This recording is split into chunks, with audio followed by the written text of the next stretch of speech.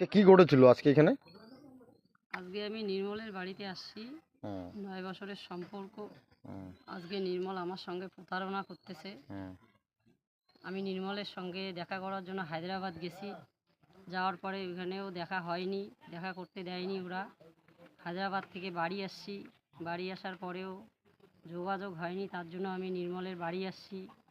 আমি তার হায়দ্রাবাদ যাওয়ার আগেও আমি প্রধান পঞ্চায়েত, আমাদের ব্লক সভাপতি, জেলা জেলা সভাপতি, তারপর অঞ্চল পার্টি সভাপতি, আমি সবাইকে বলছি, আমি হেল্প চেয়েছিলাম যে আমার এই বিষয়টাকে আমাকে একটু সালিশি করে দাও।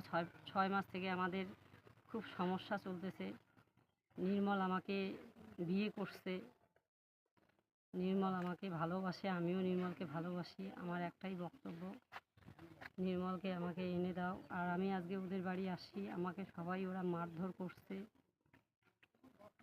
তোমার মোবাইল ফোন নিয়ে নিয়েছে নাকি? আমার মোবাইল ফোন, ব্যাগ, আচ্ছা আমি যে ব্যানার এনেছি, আমি যে আচ্ছা প্রুফ নিয়ে আসছি, সব কিছু আচ্ছা ওরা নিয়ে নিছে। আচ্ছা। এই ঘটনার সূত্রে তোমাকে কেউ সাহায্য করেনি কেউ আপনাকে? সাহায্য করে নাই, কিন্তু ওইখানে হুম, প্রচুর লোক দাঁড়িয়েছিল, কেউ আমাকে হেল্প করেনি। আমি বারবার সবার কাছে হেল্প চাওয়ার পরেও কেউ আমাকে হেল্প করেনি।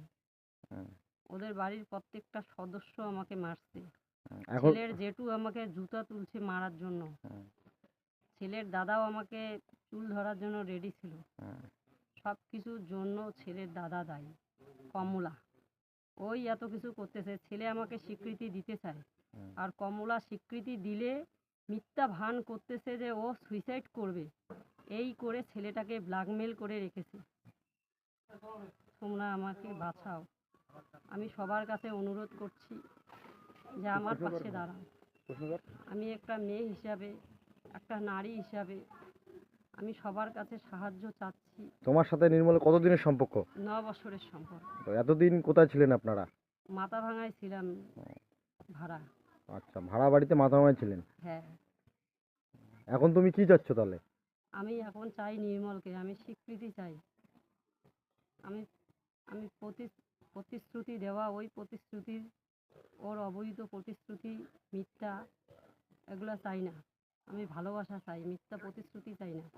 আমি ন্যায় চাই। ঠিক আছে।